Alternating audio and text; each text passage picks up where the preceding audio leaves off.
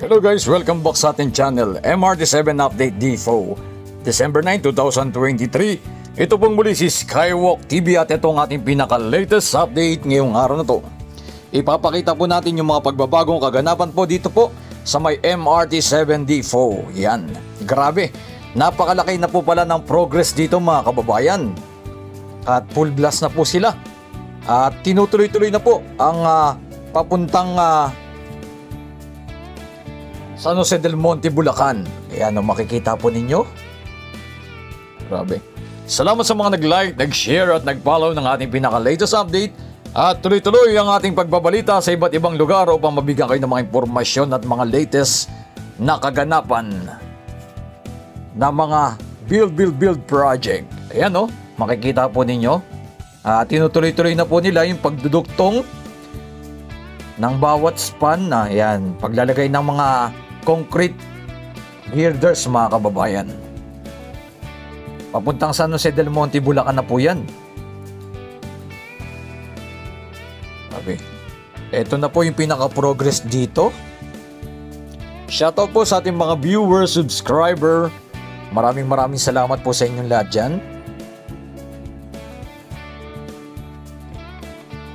Ayan. Kitang-kita. Talagang yung pumunta po kami dito ay napakarami pong gumagawa kahapon.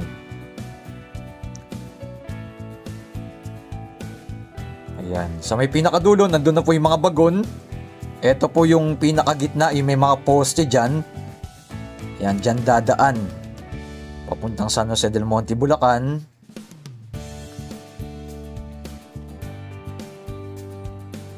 Grabe.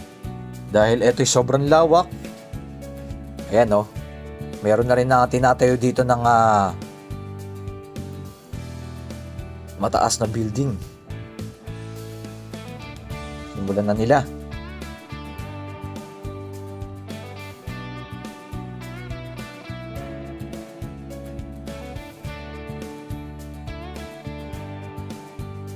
Ganito po ang ating masasaksihan ng ating pagpapalipad ng drone. Yan yung pinakagitna, yan yung mga poste naka-ready na.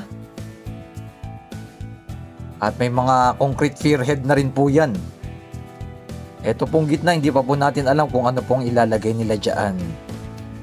Pero sa may pinakadulo, meron na rin po silang naitatayo dyan. Yan, dire-diretso po yan papuntang SN Fairview. Yan, Quirino.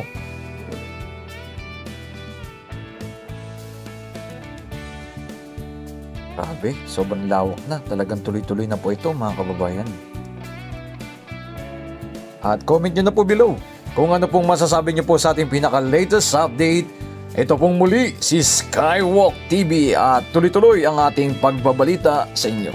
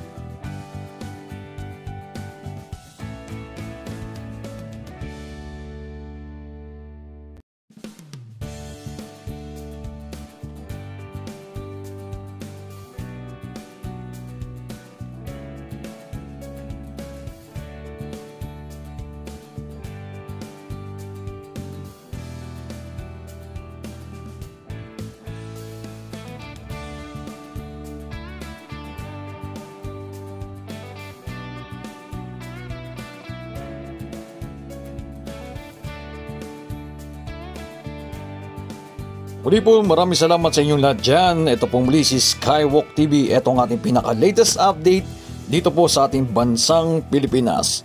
God bless.